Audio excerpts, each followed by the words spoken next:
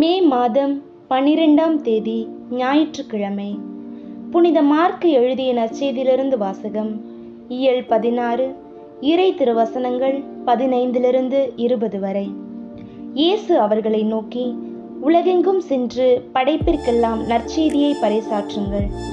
நம்பிக்கை கொண்டு திருமுழுக்கு பெறுவோர் மீட்பு பெறுவர், நம்பிக்கையற்றவரோ தண்டனை தீர்ப்பு பெறுவர். நம்பிக்கை கொண்டோர் பின்வரும் அரும் அடையாளங்களை செய்வர்.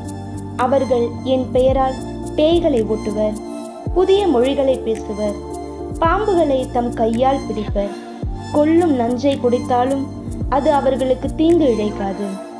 அவர்கள் உடல் நலமற்றோர் மீது கைகளை வைக்க அவர்கள் குணமடைவர் என்று கூறினார். இவ்வாறு அவர்களோடு பேசிய பின்பு ஆண்டவர் இயேசு விண்ணேற்றமடைந்து கடவுளின் வலப்புறம் அமர்ந்தார். அவர்கள் புறப்பட்டு சென்று எங்கும் நற்செய்தியை பறைசாற்றினர்.